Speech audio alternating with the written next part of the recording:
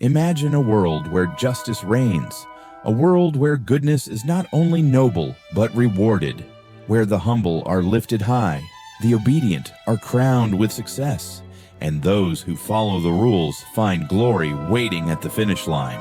Children are tucked into bed with the lullaby. Be good, be patient, work hard, and life will reward you. But now, wake up. Look around you. Strip away the comforting myths and the soft velvet of morality. Who rules the world, who commands empires, industries, and institutions?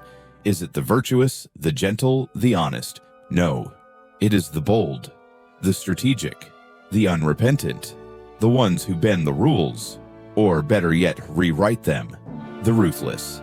Justice, as it is sold to you, is a beautiful chain, golden glimmering and binding. Morality, as society teaches it, is not a compass that leads to truth. It is a leash woven not by gods, but by the weak, those who could not rise. So they wrote rules to drag the strong back down to the dust with them. Do you still believe that decency leads to glory? If so, you're not living in the world. You're dreaming inside a cage, one built by others, one you were taught to cherish. This cage is polite. It tells you, follow the rules and you will be safe. But in reality, it's a slow suffocation, a systematic sterilization of your will to rise, to conquer, to create your own reality. Morality, in its popular form, is not a noble truth. It is a strategy of defense, a psychological fortress built by the powerless to survive the storm of those who dare to reach beyond, those who refuse the leash, those who refuse to wait for permission. And so, the world remains split. On one side, the dreamers, drugged by ideals. On the other, the doers, awakened by instinct. Do not mistake comfort for freedom. Do not mistake fairness for power. Because while the morals sleep, the ruthless move. They rise, they take, they rule. And here is where your awakening begins. Not in a sermon, not in a temple, but in a confrontation with this brutal paradox. Those who cling to goodness for salvation often find themselves ruled by those who abandoned it long ago.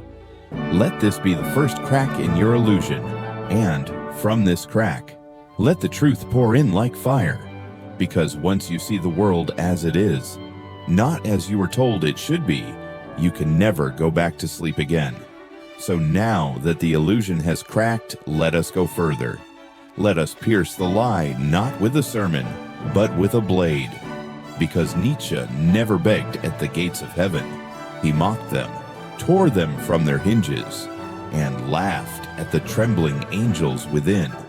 While others speak of justice as a celestial promise, Nietzsche spoke of power raw, untamed, unapologetic, not the will to survive, not the will to love, but the will to power, the primal surge that drives every living thing to rise, dominate, and leave its mark upon the earth. It is not a metaphor. It is the blood in your veins, the hunger behind every empire, the flame behind every revolution.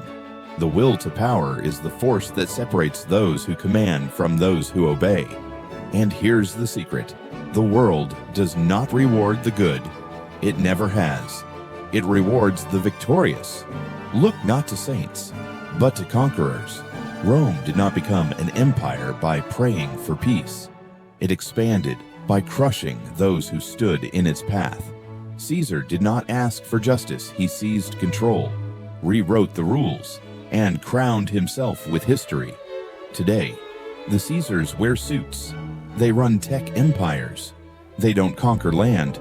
They conquer attention, data, and desire. Do you think Amazon triumphed because of kindness? Do you believe Apple grew from compassion? No. They swallowed competitors. They manipulated systems. They reshaped markets to serve their own dominion. And here lies the bitter truth. Justice is not the architect of history. It is the bedtime story told by the defeated, while the masses pray for fairness. The powerful act, while the idealists wait for recognition. The rulers impose their will. They do not kneel before systems, they dismantle them, one clause at a time, and build their own altars in the ruins. The modern world is not broken. It works exactly as designed, not to elevate the just, but to glorify those who master the game, not to empower the meek, but to celebrate those bold enough to bend the rules to their advantage. This is not cynicism. This is clarity.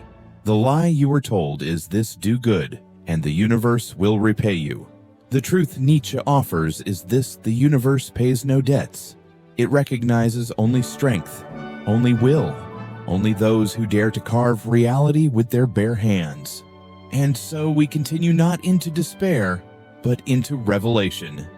Because if you can bear this truth, if you can hold its weight without flinching, you will begin to see the next layer of the great deception morality itself, not as virtue, but as a weapon crafted by the powerless to enslave the strong. And that is where we go next, shall we?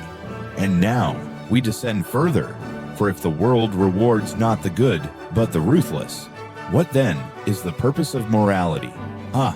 Morality praised in pulpits, sung in lullabies, etched into the walls of schools and churches.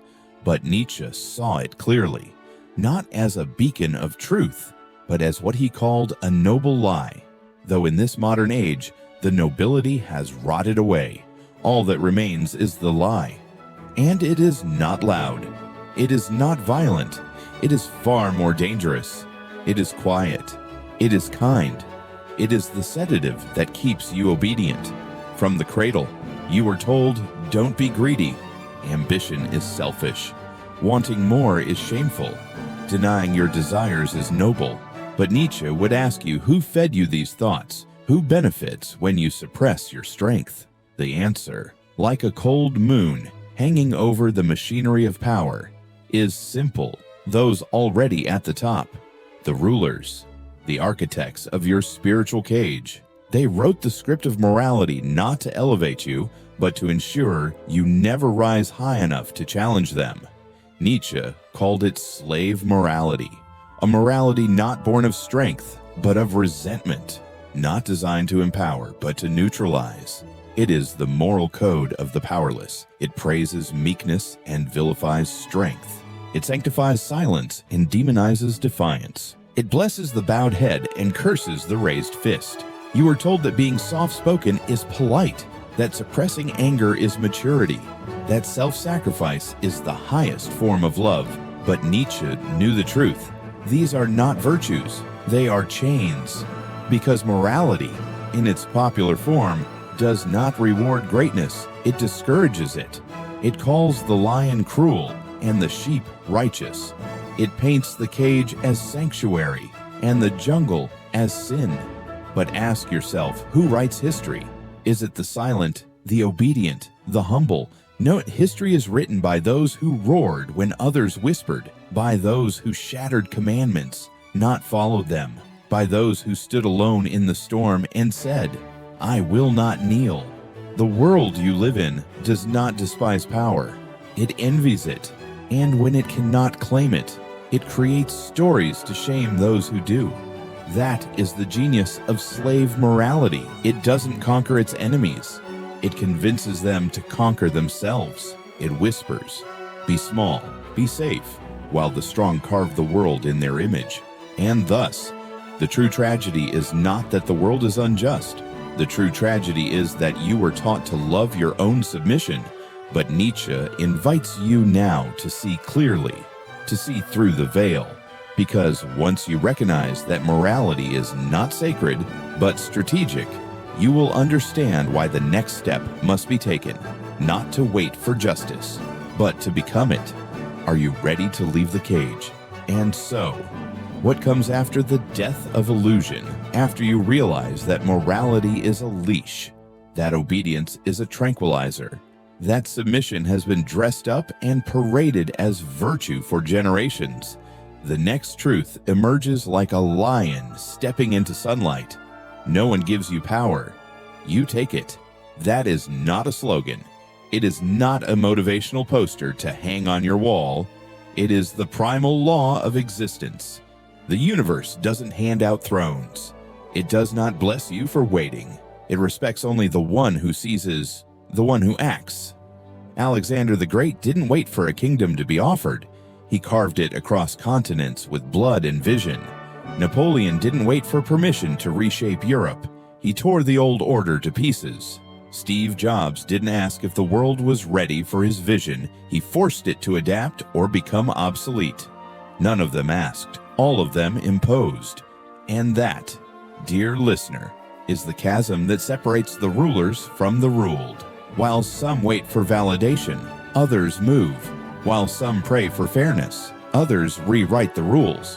While some hope to be noticed, the few command attention without uttering a word.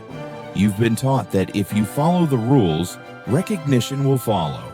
That your time will come if you just keep your head down and do what's right.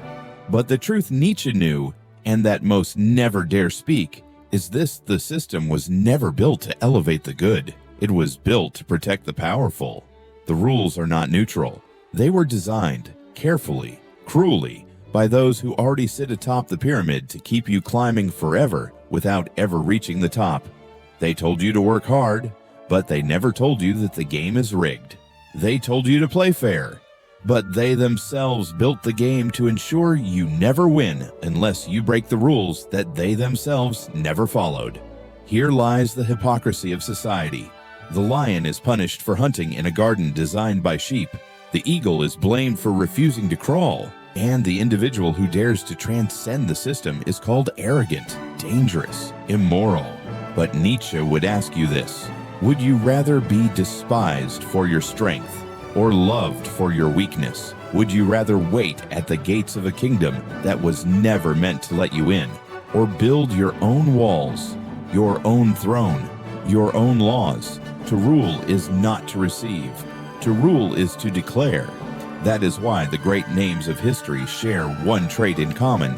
They did not ask for a seat at the table.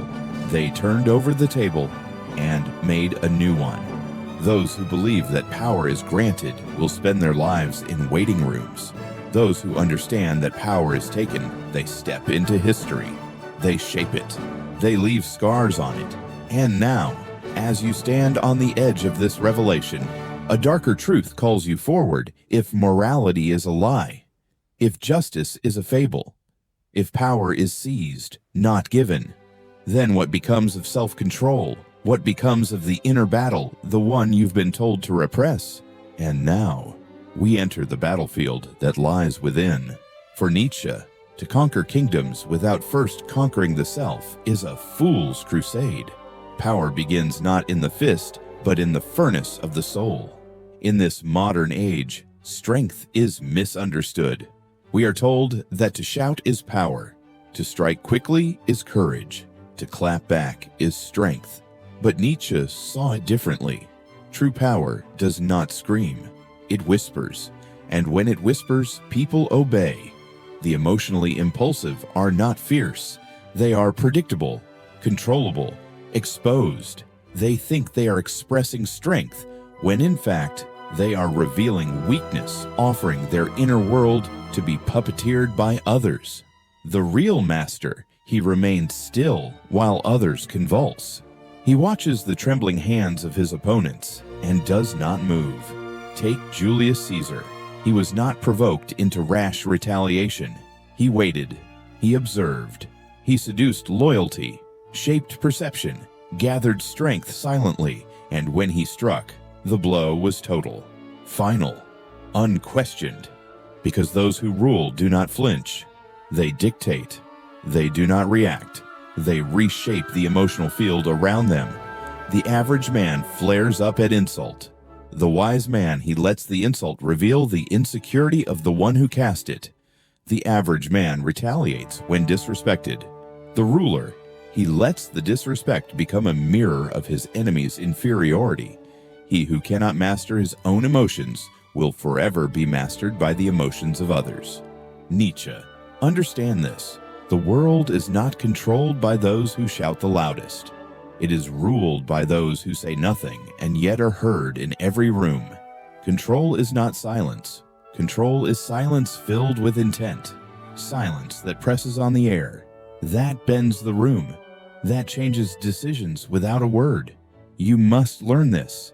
If you wish to rise, every time you rage, you become readable. Every time you react, you confirm your enemy's strategy. Every time you lose composure, you surrender authority before the war has even begun. The greatest power is to feel everything and choose what to show.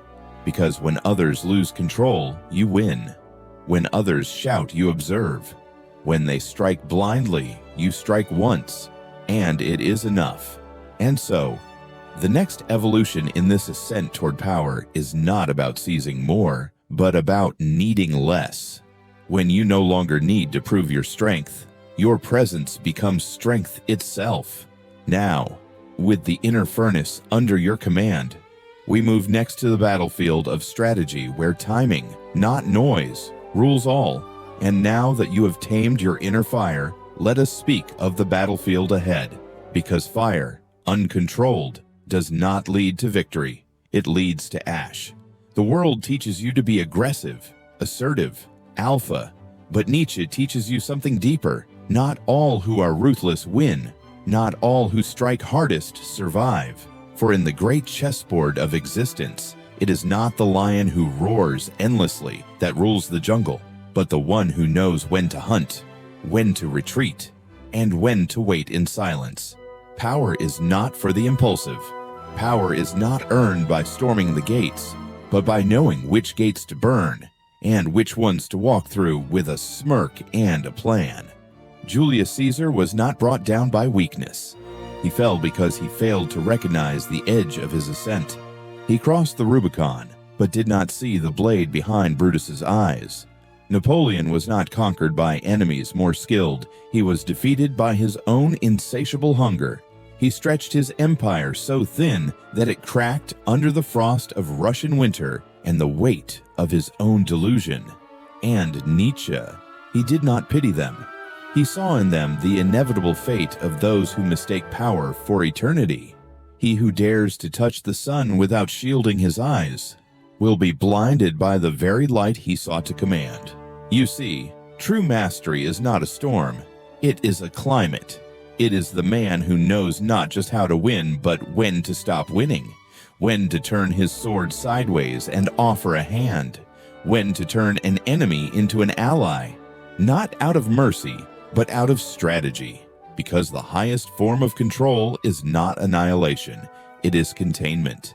It is knowing that sometimes to forgive is not to show weakness, but to forge chains of debt, of gratitude, of silent obligation. He who can destroy but chooses not to holds real power, because conquest burns fast, but dominion lasts. So ask yourself, do you want to win a moment or rule a generation? Every tyrant falls because they believe power is an endless ascent. But Nietzsche whispers a warning. Every mountain has a peak, and the fool who keeps climbing will fall, not because he stumbled, but because he refused to stop. The wise strategist moves with patience. He allows others to exhaust themselves in battles that don't matter. He keeps his powder dry, his blade sharp, and his presence quiet until the one perfect moment when one move ends the game. And so, we arrive at the next paradox of power. The strongest man is not the loudest, nor the fastest. He is the most restrained. He knows when to disappear, when to build alliances in the shadows, when to strike only once because once is all it will take. From here, we move even deeper, not into war, but into the art of war. The invisible rules of timing, subtlety, and positioning. So now, after mastering restraint and strategy, one final veil remains to be torn, the veil of justice. Look around you, from pulpits to playgrounds, from courtrooms to classrooms, from morning television to presidential podiums, you are fed the same tranquilizing hymn, justice will prevail, be kind, and good things will come. Play fair. The world rewards the righteous. But Nietzsche does not sing this hymn.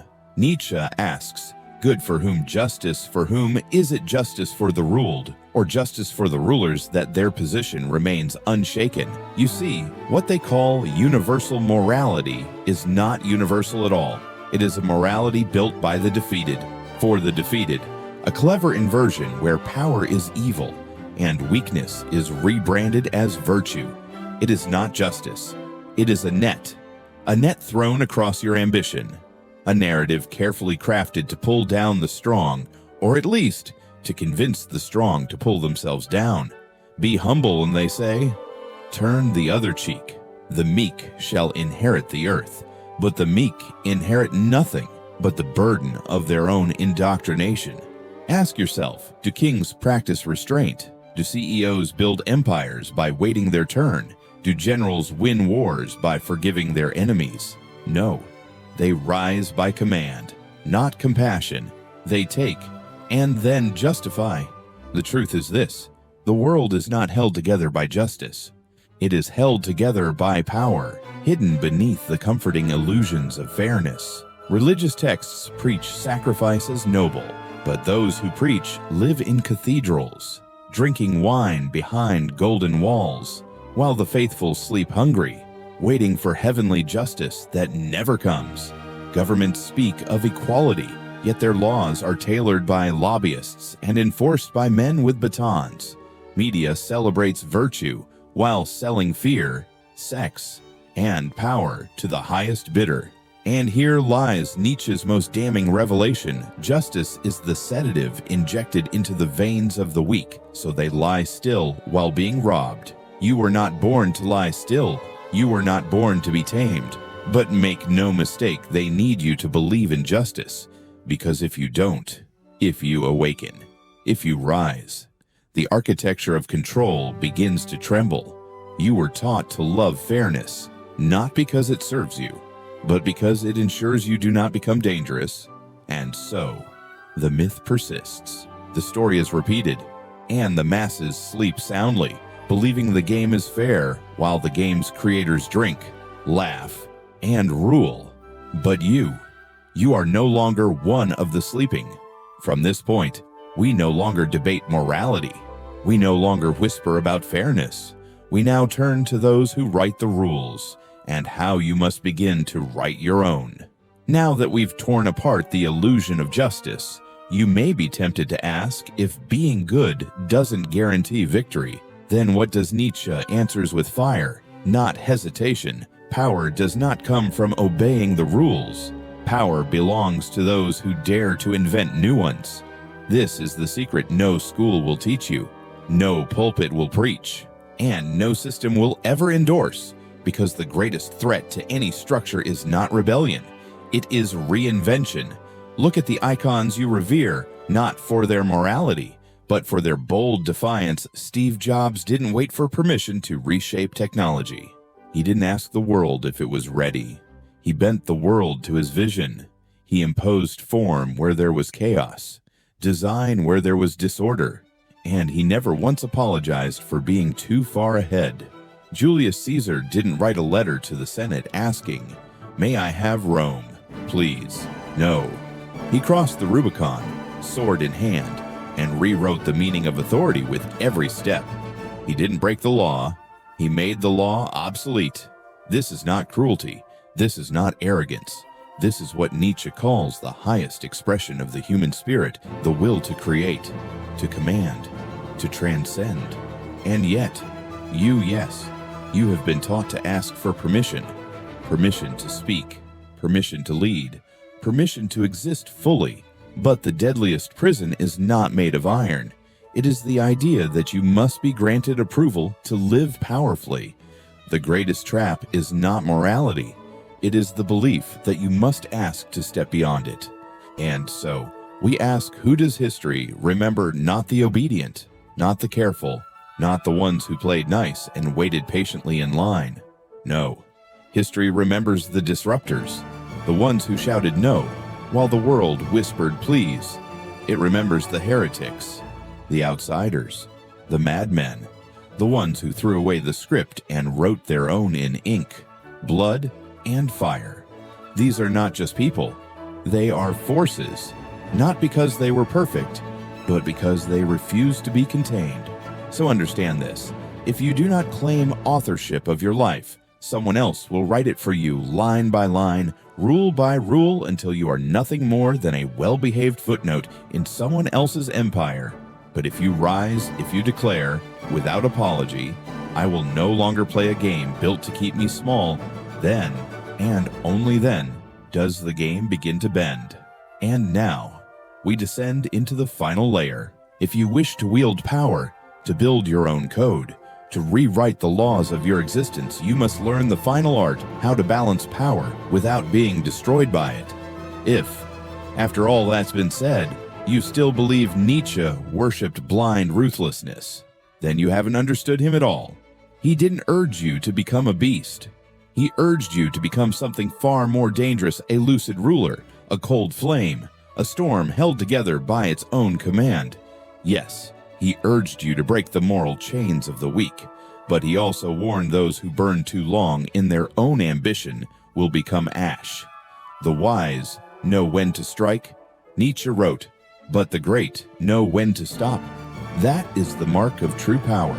It's not in how many you crush, it's in how long you remain standing after the fire dies down, because many rise, but few endure.